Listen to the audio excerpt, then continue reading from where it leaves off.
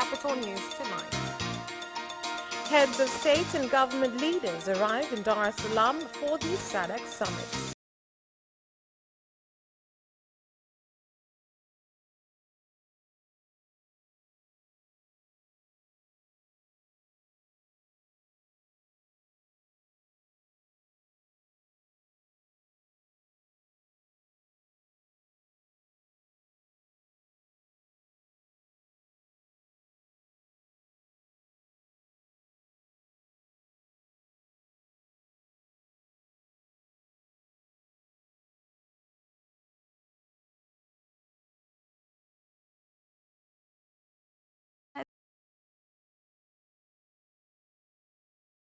Of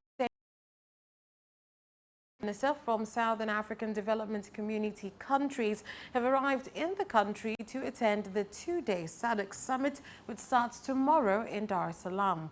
Among those who have arrived include President Edgar Lungu of Zambia, Felix Tshisekedi of the Democratic Republic of Congo, and the outgoing SADC Chair President Hage Geingob of Namibia.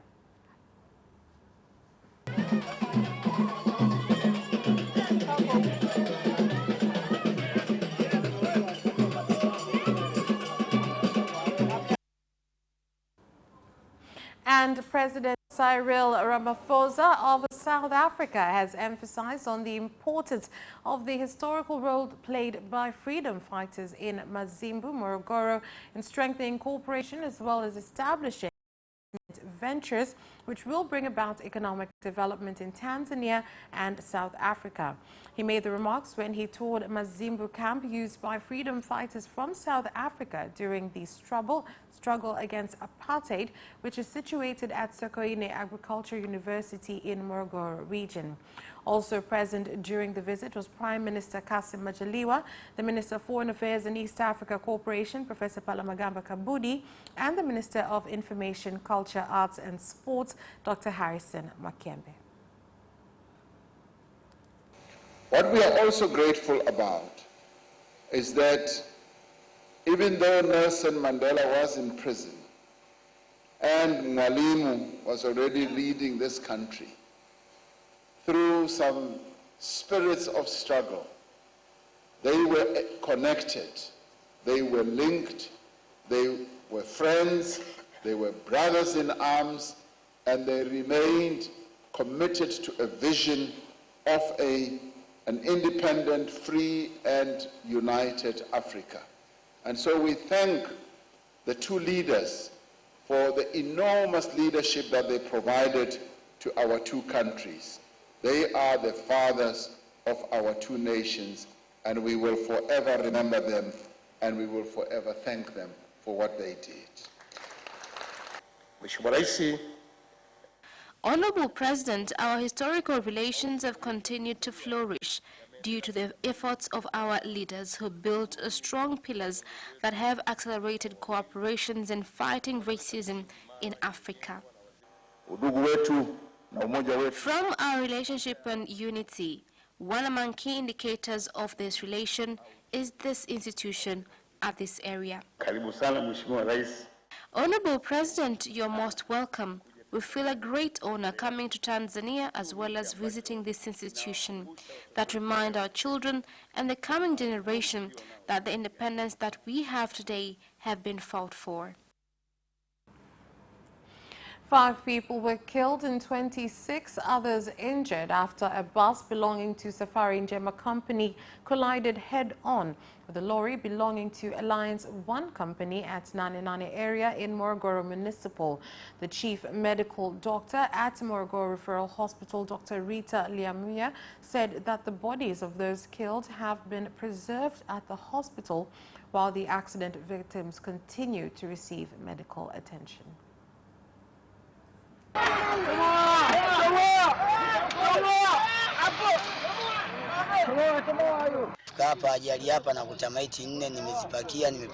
From the accident, I have already took 4 dead bodies to the hospital. I am waiting for the 5th one. This accident was caused by a head-on collision between a bus from Dar es Salaam and a lorry which was coming from Tumbaku. Kwamba kwa kweli madereva basi wako rafu sana katika barabara. Our worry is that bus drivers are very rough on the road. They don't even care about the safety of other road users. It is obviously seen here. This is just a clear road.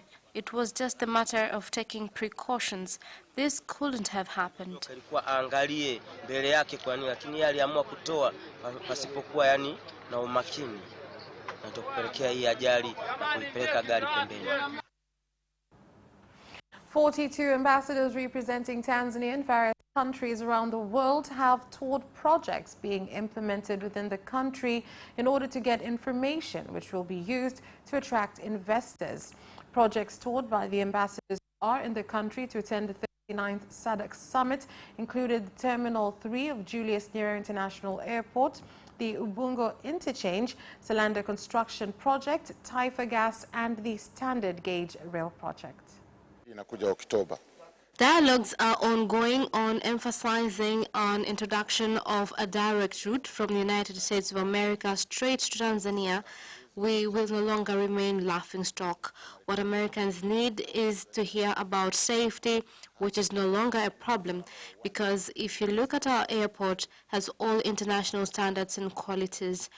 In this regard, work of ambassadors has become easier. This will easily help transportation because of speed. In Ethiopia, a lot of investments have been done in infrastructure. This kind of projects are there and still ongoing in improving transportation systems in the country. One can literally cry when you see that there are people who don't even care on the welfare of this country. But all that is done here is for the benefit of the people. President Magufuli stated that this railway will exist even in the coming 100 years. According to the signed contract, this work must be ready by November and the second phase of 2020-2021 will begin in February next year. So far, we are doing well in all stages that have been reached in building this railway, including construction of earthwork, installation of electricity and communication systems. We are also constructing electricity poles to our substations. There are different phases which have been reached at different levels, but generally 60% of the work has been completed. This project is diverse, but I'm glad that our performance is excellent. This first phase will cost $1.2 million tax inclusive, and the second phase will cost $1.9 million tax inclusive.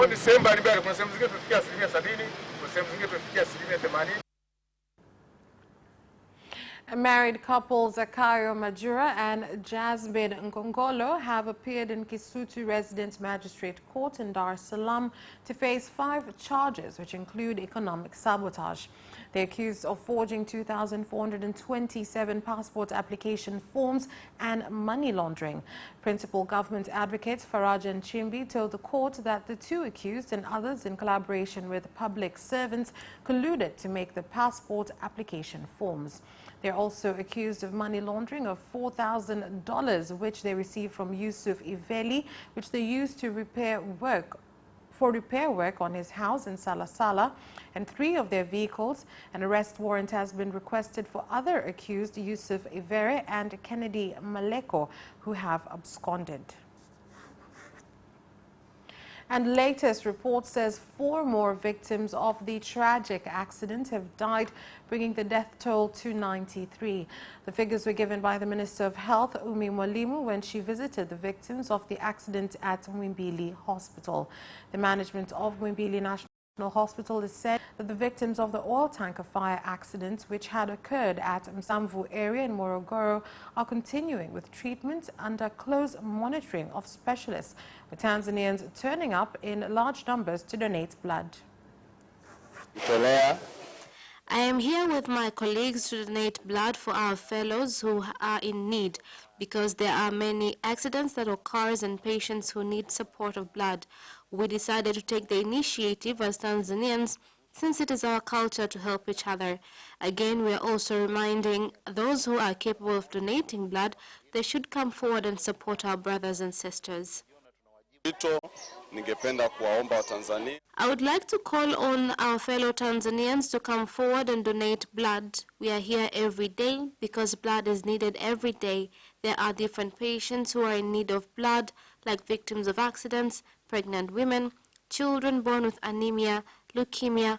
All those diseases need blood. Even after this fire tragedy, we are also emphasizing that Tanzanians can still come and donate blood. Ukiachilia mbali wale watoto ambao wamezaliwa wakiwa na upungufu wa damu. Two residents from Msinji village in Tunduru district, Ruvuma region, have been killed by a herd of elephants, which also injured two other people. The police commander of Ruvuma, ACP Simon Maigwa, said that the incident occurred in the morning after the herd of elephants invaded the village. I'd like to say that a herd of elephants attacked some farmers and killed two people, as well as injuring two others in those areas. The people who died as a result of the attack are Sophia Ayubu, who is 19 years old, and her child, Matessa Mohammed,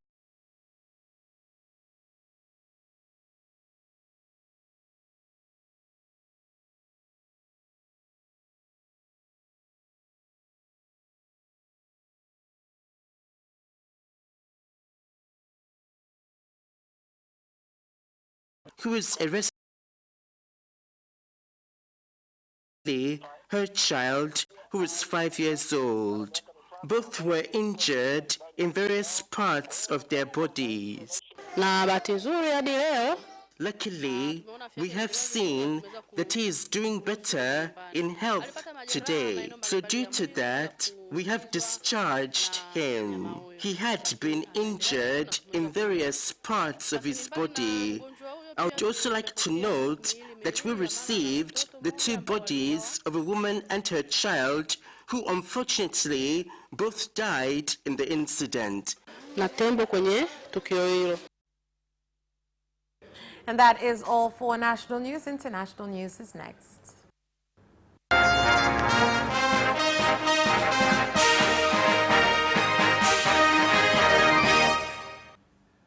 And in international news, President Uhuru Kenyatta of Kenya has put to rest the confusion that had marred the transition of grade 6 pupils to lower secondary school. President Kenyatta said the learners will not be sitting for final examinations. Rwanda and U.S. Defense Forces have launched aimed at sharing experience as well as on restoration of peace and stability in Central Africa. When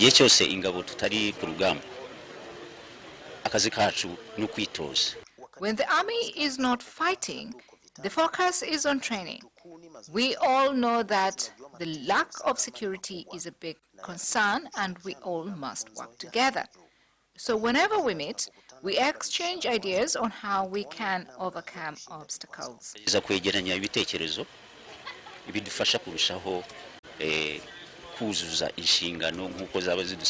There's no single country.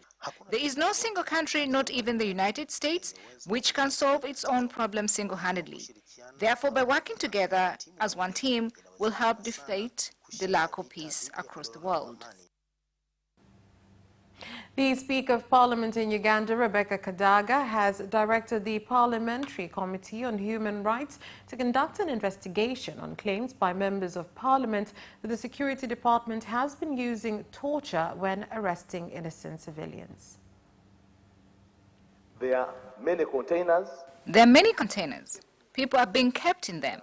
These containers are used to torture them.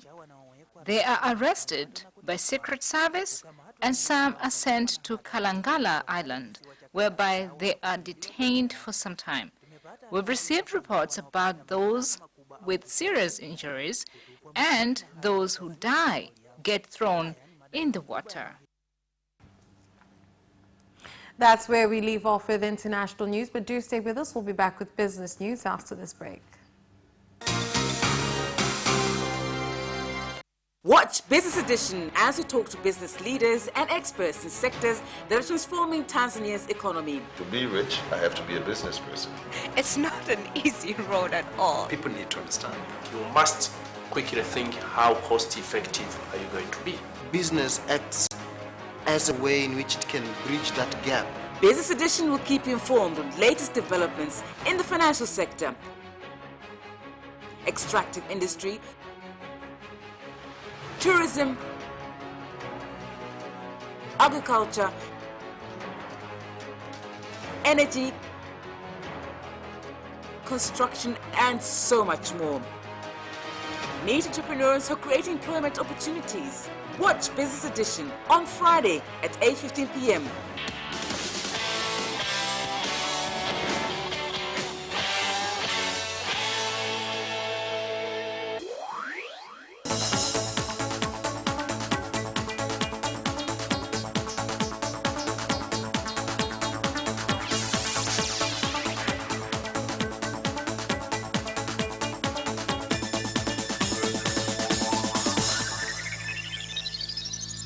Thank you for staying with us. And in business news, the Chinese ambassador to Tanzania, Wang Qi, has advised Tanzania Investment Center, TIC, to use the 39th Southern African Development Community SADC Summit to promote investment opportunities within the country. She also said that Chinese investors have shown interest in investing in the industrial sector. A kind of a gesture to support the TIC in their providing their better service to the investors, private company, foreign investors in this country, for the betterment, for the improvement of this country in their driving, in their industrialization driving. Is good for this country, for the people, and for the future development of this country. We are very much willing to continue to work with TIC. We would like very much to use our natural resources and raw materials to produce high-quality items that are durable, but also foster technology advancement.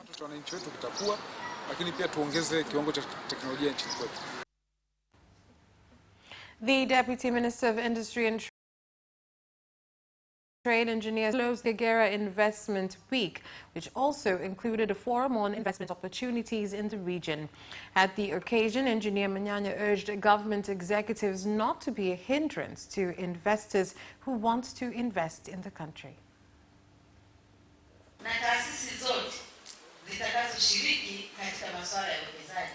And for all institutions that will take part to deal away with bureaucracy, which could demoralize investors, we must create a conducive environment to attract investors.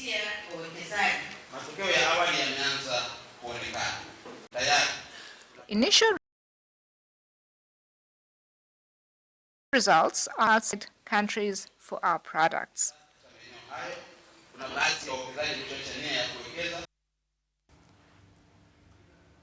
And Tanzania Bureau of Standards, TBS, has conducted a quality inspection operation on steel bars following claims that some substandard steel bars are being sold in the country. In this exercise, we've discovered that there is still some cheating going on.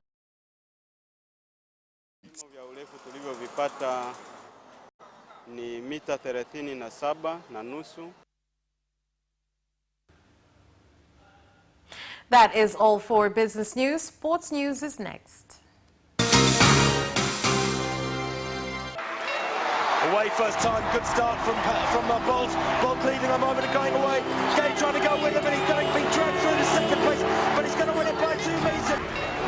Away first time, good start from Bolt. Bolt leading a moment of going away. Gay trying to go with him, and he's going to be dragged through to second place, but he's going to win it by 2 meters.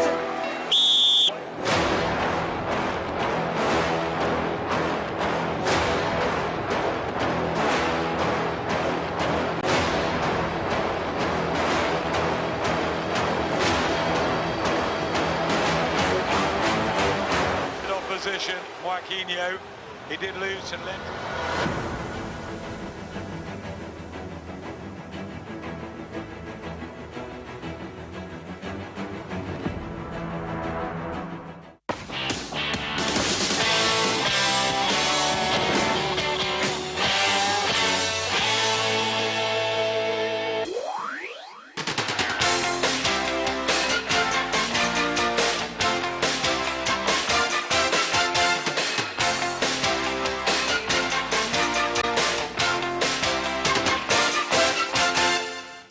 And on to sports. Basketball coaches from Toronto Raptors have met and spoken to some youth basketball players at the JMK Youth Park prior to the Basketball Without Borders training camp that will end on Sunday. This morning we had an outreach program where we had 60 children who were trained by coaches that came for Giants of Africa. What is done there is 75 players from Tanzania.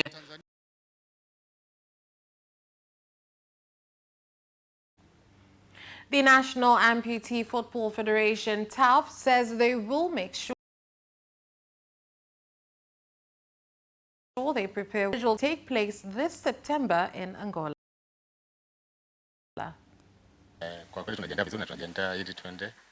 We are preparing well and we're going there aiming for a win, not just to participate. Challenges are always there in sports. Since we are aware of that, we will strive to find solutions to the challenges present.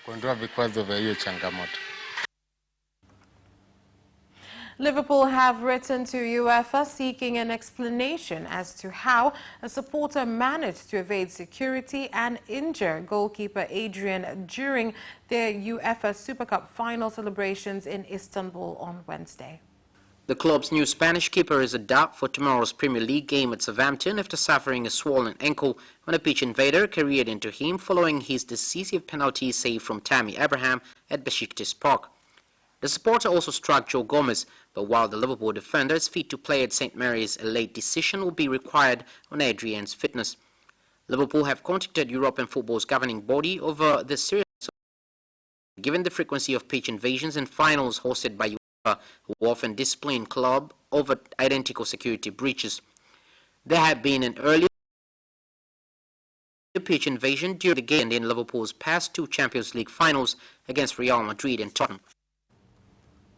Unai Emery is confident that Mesut Ozil and Sean Kolasinac will be mentally ready to return for Arsenal's Premier League game against Burnley on Saturday after the pair missed the opening weekend win at Newcastle amid concerns for their safety. Here are more details.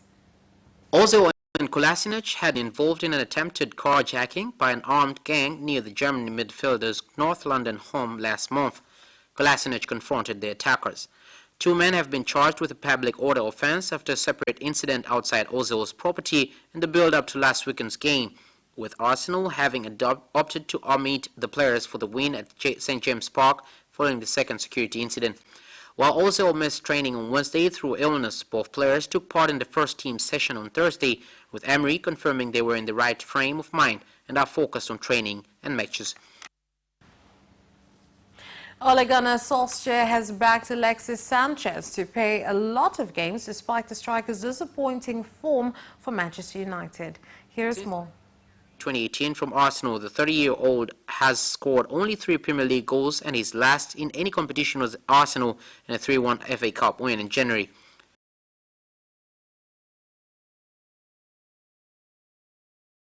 Whose team play Wolves away on Monday, said Sanchez is still part of his plans and is working to regain fitness after injuring a hamstring at the Copa America.